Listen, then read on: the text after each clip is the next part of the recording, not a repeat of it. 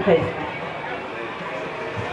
Parce que, comme vous le voyez, nous sommes tous au Sénégal et que nous vivons dans la culture, dans l'art et partout. Un comédien peut être président. Il dépend de ses valeurs, de ses objectifs. Il doit, fier de ce qu'il est, faire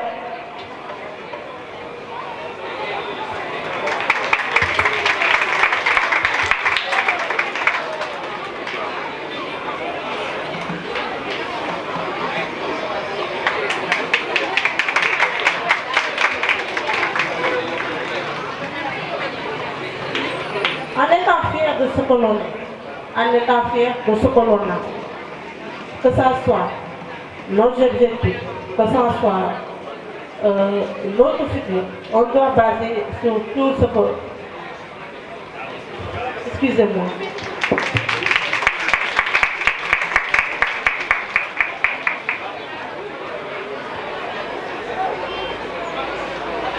Je peux dire qu'on est au Sénégal. Même moi, particulièrement moi, si je veux, un jour, j'aimerais être présidente de la République du Sénégal. Pourquoi pas? Tout dépend de nos objectifs, tout dépend de notre intelligence et de tout. Je vous remercie. Merci. Ce qui s'est passé en Nouvelle-Zélande pour l'attaque, j'en ai déjà parlé d'une de mes interventions passées qui portait sur la paix en Afrique et l'utopie. Ce qui s'est passé en Nouvelle-Zélande, seulement en parlant d'attaques en plus terroristes, on peut dire que c'est de massacre.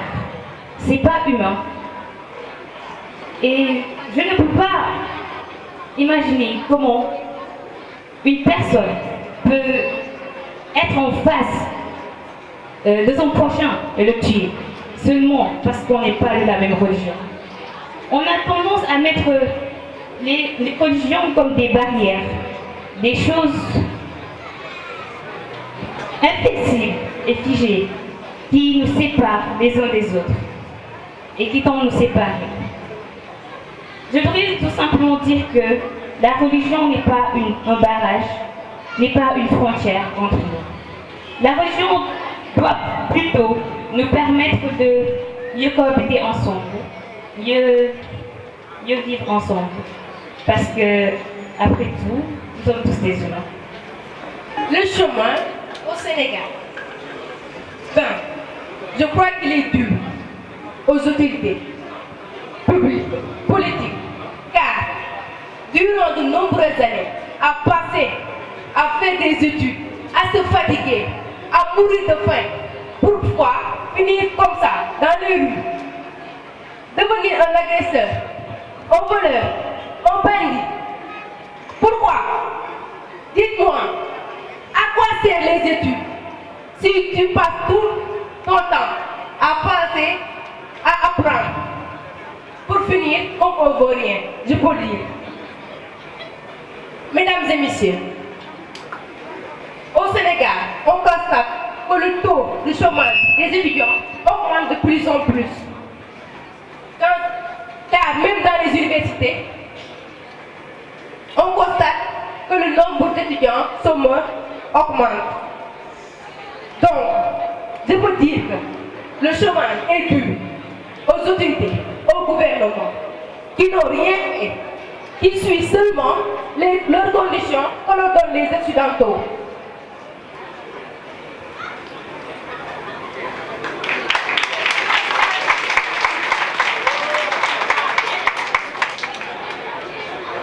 Honorable Dame du jury, croyez-vous que c'est juste de passer tout le temps à apprendre et finir comme ça dans la rue? Dites-moi.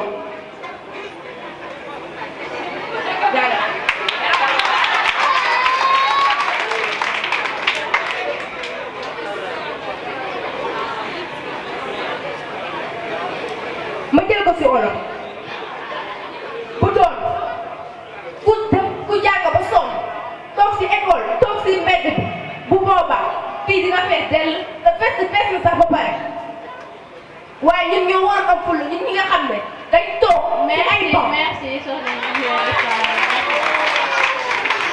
Il y a pas que la question. À quoi est due la stabilité politique du Sénégal?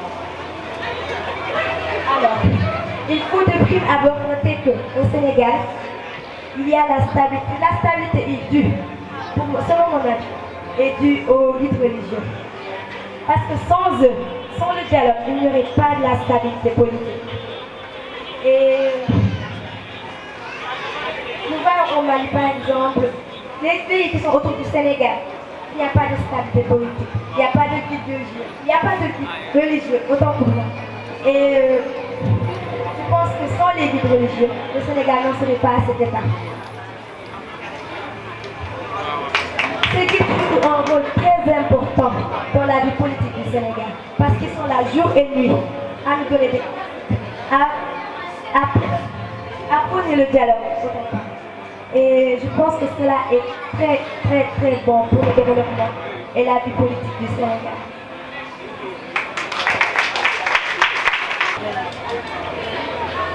Que pensez-vous, comme à l'image de Michel, si un comédien devenait président de la République au Sénégal?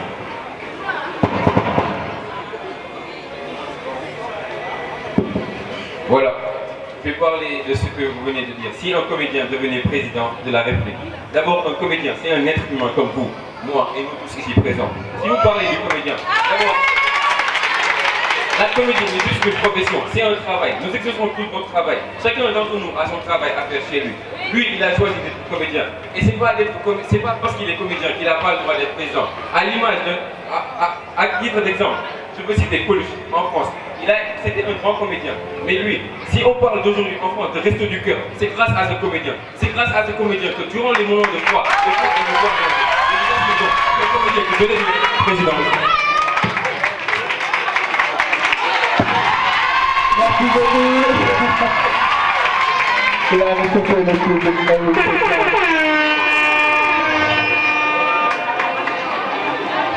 Alors, maintenant j'en parle au niveau supérieur et j'appelle mesdames et messieurs Seydina Mohamed Maïdou. Mohamed, cette question-là, c'est une question qui m'a été posée par une personne parmi les autres autorités qui sont ici. Parle-moi de l'indiscipline et de l'incivisme au Sénégal et en Europe. Mais très cher, vous m'invitez franchement à parler sur un sujet qui nous concerne tous autant que nous sommes. Vous savez, l'on m'a dit des milliers de fois qu'un Sénégalais qui sort du territoire sénégalais se targue automatiquement de sa discipline. Mais cela ne suffit pas. Parce que ce sont même les étrangers, ceux qui n'habitent pas le Sénégal, qui, dès qu'ils voient un Sénégalais, automatiquement disent de lui qu'il est discipliné. Parce que tout simplement, nous avons eu la chance, nous, d'échouer dans un milieu encadré par des hommes religieux, encadré par des hommes épris de civisme. Et vous savez, la discipline, c'est tout simplement pour moi l'amour que tout individu doit porter à son pays. Si le chanteur dit que l'amour est un fleuve qui dans nos veines coule de 7 en 77 ans, qu'on devrait être pour l'amour de la discipline qui lui commence avant nos 7 ans et nous reste fidèle même après nos 77 ans. Et donc, l'exemple que je vais donner ici, l'exemple le plus patent qui soit, c'est notre très honorable, son excellence, son éminence, très chaleureux parrain ici présent. Dès que vous voyez, non mais s'il vous plaît, regardez-le, mais contemplez-le, son visage est plein de discipline, son visage reflète beaucoup de discipline et de candeur. Très cher, je vous dis, la discipline est la chose la plus chère qu'une personne peut posséder. Alors, soyons disciplinés, soyons polis, qu'Allah vous protège, je vous remercie. Merci beaucoup, Seydina Mohamed Maïdou. Eh oui, il est toujours pertinent, le monsieur. Alors, Elhadj Ali, pourquoi doit-on savoir parler en public? Merci, monsieur Madame et Monsieur les présentateurs, merci pour m'avoir posé cette pertinente question. Vous avez tantôt dit que j'étais étudiant en sciences politiques et relations internationales. Et en faisant cela, il y a une chose très fondamentale qu'on nous apprend dès le début. C'est quoi? C'était preuve de neutralité axiologique. Aujourd'hui, en tentant de répondre à cette question, je ferai le maximum d'être assez neutre. Vous m'avez posé la question de savoir à quoi ça sert de parler en public. Le fait de parler en public, c'est déjà un plaisir pour ceux qui s'y attendent. Aujourd'hui, mes camarades sont là. Ils ont tous été devant. Mais le fait qu'ils gagnent bien, le fait qu'ils ne gagnent pas, cela ne représente rien. Mais en parlant en public, c'est déjà un fait pour eux de se délecter, de prendre du plaisir, mais également de communiquer avec ceux qui doivent bien là. Le fait de parler en public est une chose hyper importante, est une chose très capitale. Aujourd'hui, tous les présidents de la République ont des maîtres d'éloquence, c'est-à-dire ils ont des coachs qui vont leur enseigner comment parler sur ce ton-là, comment faire ceci, comment faire cela. Juste pour vous dire l'importance de relever cet art-là, cet art oratoire. Cet art oratoire qui a été dès l'Antiquité magnifié. Il y avait des professeurs de rhétorique, il y avait des professeurs d'éloquence qui allaient parcourir toutes les maisons dans lesquelles il y avait des gens, il y avait des enfants promoteurs pour qu'ils puissent enseigner cet art-là. Donc cet art aujourd'hui, si nous sommes tous réunis aujourd'hui pour parler de cela, cela montre que c'est un art qui est hyper important et c'est un art qui mérite d'être cultivé. Parce que l'on ne peut pas prétendre aspirer à un métier sans pour autant posséder cet art oratoire. Aujourd'hui, monsieur le parrain est là. C'est un directeur des ressources humaines. Il a besoin de mobiliser ses troupes. Il a besoin de communiquer avec ces gens-là. Mais s'il ne maîtrise pas cet art oratoire, comment il va faire? Je vous remercie. Merci beaucoup à la le vainqueur de cette finale du concours d'éloquence. Cette petite prestation vous sera faite par Alain Diaye. Merci beaucoup. Alain Diaye, est-ce qu'il est là?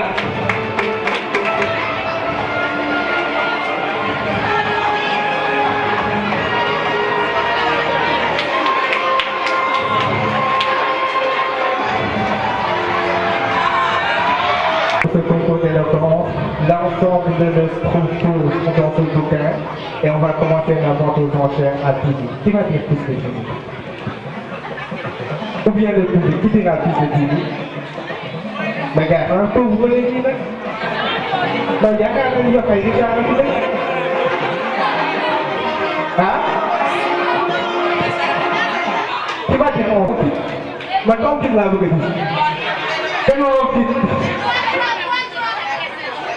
Qui dira plus de 20 000 proposés par le président de l'association des élèves étudiants de York. Hein?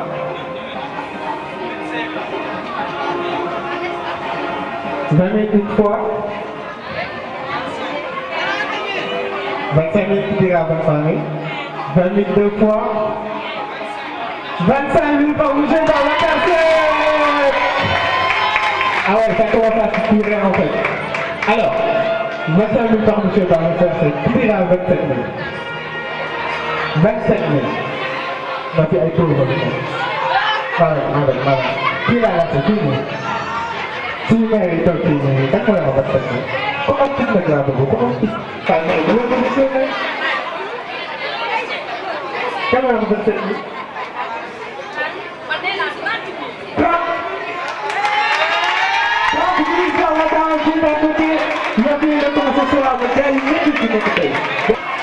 Alors, donc, ok.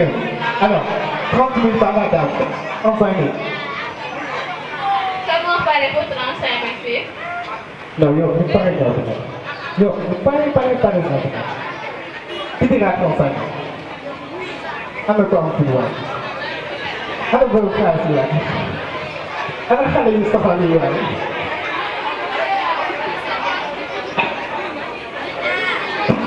35 000.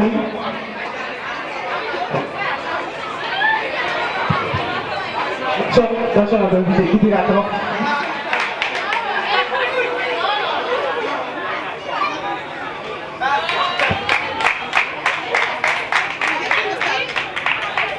Vous me prenez. 55 000 par madame Penedo. Non, vous me prenez. 60 000 par monsieur Baragassé. 60 000 par monsieur Baragassé. Ouais, d'accord, 55 000 par M. Babacar Sène. Allez, nous venons faire entendre Babacar Sène. Tout ira tous. Je rappelle que c'est un livre d'or, une toute première activité organisée par l'association des élèves et étudiants de Yoff, nous qui sommes à Khaoui, Yoff et Yoff. 60 000 par le monsieur? 60 000 par le monsieur? Ah oui, d'accord. 60 000 par le monsieur. Non, côté de la côté de la ville, avec côté de 60 000 par le monsieur. Qui est rapide? 65 000 par M. Babacar Sène. 65 000 pour ce livre d'or, une toute première signée par l'association des élèves étudiants de Yoff. Allez, vous de Sofa. Allez, vous de notre maître. Allez, vous de notre table. Vous de l'heure. 65 000 une fois. 65 000 deux fois. Voilà, voilà, non, pour avoir. Mais quel est le couleur, monsieur? 70 000 par monsieur Moussa Sène. 70 000 par monsieur Moussa Sène pour cette toute première livre d'or de l'association des élèves étudiants de Yoff. Donc, après Moussa Sène, c'est une de nos lettres. On va trouver dans le sort. Voilà,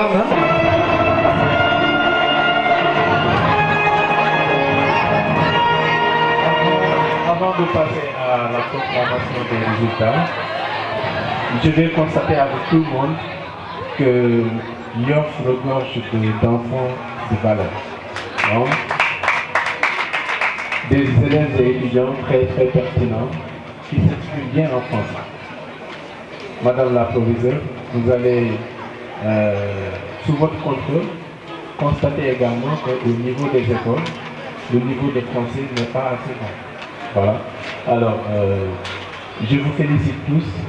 Je félicite celui que j'appelle mon ami, Mohamed Laye Ndoye. Ndoye. Nous avons partagé des expériences, partagé des réflexions avec Matel, des questions qui concernent l'Afrique. Il a été très pertinent.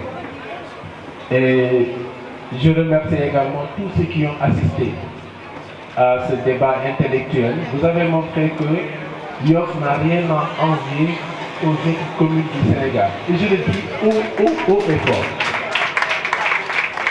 Vous êtes excellents, mais ne dormez pas sur le lit. Je vous encourage à travailler encore. Nous sommes l'avenir du Sénégal et cet avenir-là, nous devons l'assumer avec beaucoup de courage. Vous savez, vous avez parlé de la mondialisation aujourd'hui. Vous savez comment le monde marche. Vous savez comment l'Afrique est toujours reléguée au second plan, alors que l'Afrique regorge de valeurs. Il faut que vous en soyez conscients et que vous portez cette mission-là de relever l'Afrique. Nous en sommes capables et nous le ferons face aux différentes forces étrangères. Alors, nous allons à présent passer à la proclamation des résultats. Ça a été trop serré, trop serré. On a eu nous-mêmes des surprises au niveau du jury et le second round a été décisif. C'est ce qui a en fait départagé les différents candidats. Et ça a été une très bonne idée d'intégrer ça dans ce final. Alors, nous avons un couple gagnant. Vous allez certainement comprendre. La tension se situe au niveau du moyen secondaire. Au niveau du supérieur, je pense que ces deux amis, ça va être une victoire partagée, n'est-ce pas? Alors, pour le moyen secondaire,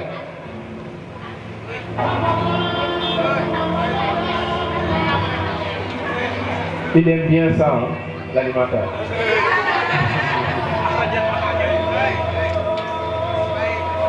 La gagnante du moyen secondaire se nomme KMN.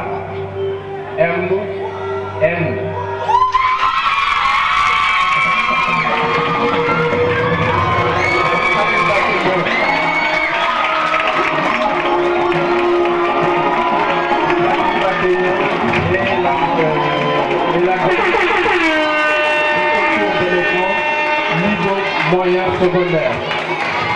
Encouragement à tous les autres candidats.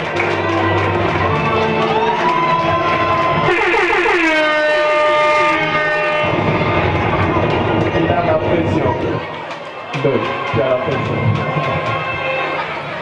Le second, je veux dire le gagnant du nouveau supérieur, se nomme E H A D. Elle a dit Alijo.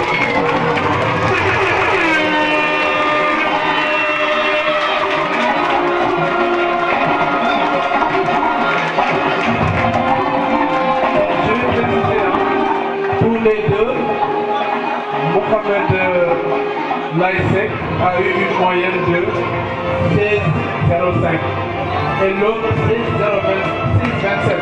Vous voyez comment c'est serré. Voilà. Et ça, c'est le second round qui est passé par là.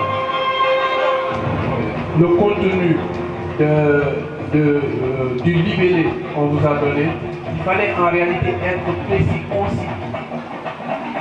C'était là l'enjeu pour le second round.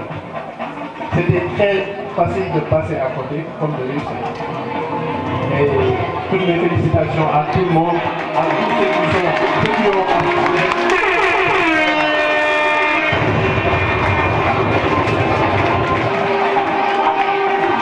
Merci beaucoup. C'est un moment à niveau de supporter. C'était très riche en émotions ce soir à la place de Diop. Un événement inédit, exceptionnel, signé par l'association des élèves étudiants de l'Europe, ordinateur portage, supporter à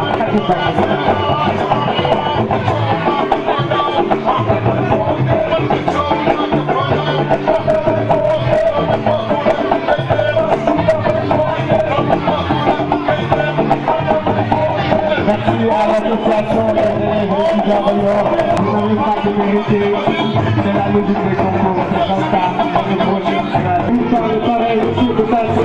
Et oui, il a contribué qu'un talentueux, un exceptionnel.